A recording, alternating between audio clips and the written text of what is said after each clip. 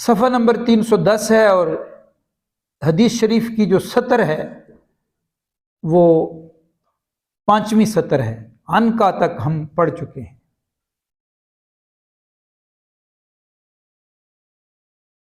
وَإِذَا أَصَابَكَ عَامُ سَنَةٍ فَدَعَوْتَهُ أَنبَتَهَا لَكَ وَإِذَا كُنْتَ بِأَرْضٍ قَفْرٍ أَوْ فَلَاتٍ فَظَلَّتْ رَاحِلَتُكَ فَدَعَوْتَهُ رَدَّهَا إِلَيْكَ قَالَ قُلْتُ اِهْدِ إِلَيَّ قَالَ لَا تَسُبَّنَّ أَحَدًا قال فما سببت بعده حرا ولا عبدا ولا بعيرا ولا شاة ولا تحرقن من المعروف شيئا۔ یعنی آپ کو یاد ہوگا ہم نے گزشتہ سبق میں پڑھا تھا، آئندہ سبق میں یا حدیث کے اختتام پہ ساری بات میں پھر دہرا دوں گا۔ حضرت ابو جریح جابر بن سلیم رضی اللہ تعالی عنہ راوی حدیث ہیں، تو وہ فرماتے ہیں کہ حضور علیہ الصلوۃ والسلام نے مجھ سے، جب میں نے آپ سے پوچھا آپ اللہ کے رسول ہیں، تو فرمایا ہاں میں اس اللہ کا رسول ہوں کہ جب تجھے کوئی مصیبت درپیش ہو جائے تو تو اس کو پکارتا ہے تو وہ تجھ سے اس تکلیف کو دور کر دیتا ہے۔ اس اللہ کا میں رسول، یعنی اس کو یہ اختیار ہے۔ اور جب تجھ پہ قحط سالی، عام و سنا، قحط سالی آ جائے تو تو اس کو پکارے تو وہ قحط سالی دور کر دے۔ انبتہا لک، یعنی زمین کو پیداوار کے قابل کر دے۔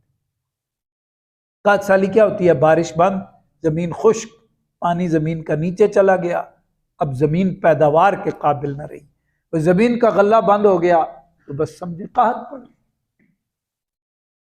ایسے ماحول میں تو اس کو جب پکارتا ہے، تو پکارے اس کو تو وہ تیری پکار کو قبول کر کے، پکارنے کا مطلب کیا؟ معافی مانگے، توبہ کرے، اللہ سے مانگے، وہی دور کر سکتا ہے، یہ اور کوئی بھی نہیں کر سکتا۔ تکلیف آ گئی، کوئی نہیں ہٹا سکتا جب تک وہ نہ ہٹائے۔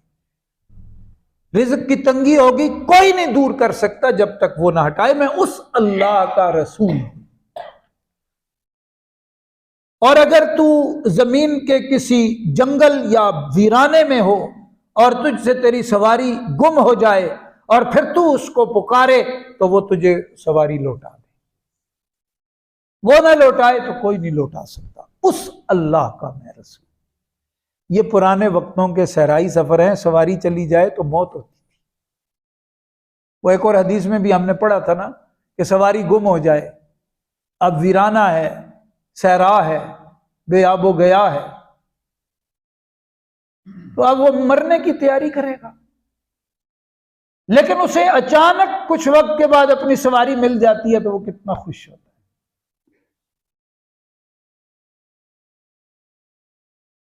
وہ اتنا خوش ہوتا ہے کہ خوشی میں کہنا کچھ چاہتا ہے اور کہہ کچھ دیتا ہے کہ اللہ میں تیرا بندہ ہوں، اس کے بجائے وہ یہ اتنی خوشی میں ہوتا ہے کہ اسے سمجھ نہیں آتی، کہتا ہے اللہ تو میرا بندہ ہے۔ اب کہنا یہ چاہتا تھا، یعنی انتہا کو پہنچ گیا خوشی میں کہ وہ میری زندگی ہے، اللہ تو نے بچا دی۔ تو اب اس میں اتنی خوشی ہے اور خوشی میں الفاظ کا بندھن اس سے نہیں بند رہا، گڈ مڈ کر رہا ہے، نیت ٹھیک ہے۔ فرمایا جب کوئی بگڑا ہوا سرکش بندہ مجھ سے، یعنی اللہ پاک سے معافی مانگتا ہے نا، تو اتنا وہ بھی خوش نہیں ہوتا جو وہ بندہ تھا جتنا اللہ خوش ہوتا ہے۔ مثال دی ہے۔ تو یہاں بھی یہی بات بیان ہوئی کہ سواری گم ہو جائے کوئی تمہیں نہیں لوٹا سکتا، جب تو اس کو پکارے گا، مانگے گا، وہ تجھے لوٹا دے گا۔ تو یہ راوی حدیث فرماتے ہیں میں نے عرض کی کہ آپ مجھے کچھ ہدایت کیجئے، نصیحت فرمائیے، ہدایات دیں مجھے۔ تو حضور علیہ السلام نے فرمایا کسی کو گالی نہ دینا، کسی کو۔ تو وہ فرماتے ہیں کہ اس کے بعد میں نے نہ کسی آزاد آدمی کو گالی دی، نہ کسی غلام کو دی، نہ میں نے کسی اونٹ کو دی، نہ میں نے کسی بکری کو دی، یعنی دیتے ہوں گے، عرب اس وقت دور جاہلیت تھی، دیتے ہوں گے۔ فرمایا اس کے بعد پھر میں نے کسی کو گالی نہیں دی۔ ماننے والے تو ایسے ہوتے ہیں، پھر میری زبان پہ گالی نہیں آئی۔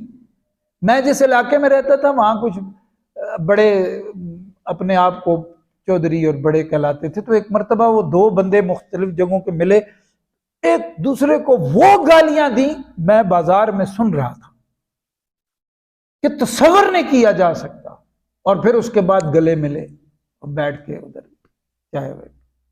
ان میں سے ایک سے میرا کوئی تعلق تھا، میں نے اسے تو نہیں پتا، میں بعد میں نے اس نے کہا جی یہ ہماری محبت ہوتی ہے، ماں بہن کی ننگی گالی، کیسی محبت ہے، تو گالی سے منع کیا۔ تو اب یہ صحابی فرماتے ہیں میں نے اس کے بعد پھر کبھی کسی کو، نہ انسان کو نہ کسی اور مخلوق کو گالی دی۔ وَلَا تَحْرِقَنَّ مِنَ الْمَعْرُوفِ شَيْئًا، اور نبی علیہ السلام نے فرمایا کہ کسی بھی نیکی کو، معمولی سی نیکی کو بھی حقیر مت سمجھ، چھوٹی سی شیء، معمولی نیکی کو بھی کمتر نہ جاننا، یعنی نیکی چھوٹی سی چھوٹی بھی ہو اس کو اختیار کرنا۔ یہ نہیں کہنا کہ میں بڑے بڑے کام ہی کروں گا، چھوٹی چھوٹی نیکیاں، چھوٹی سی چھوٹی نیکی کو بھی کبھی کمتر نہ سمجھ۔ کیونکہ انہوں نے عرض کی کہ مجھے آپ ہدایت کریں، ہدایات دیں، نصیحت کریں، تو انشاءاللہ یہاں سے آگے آئندہ سبق میں پڑھیں گے۔ اللہ پاک قبول منظور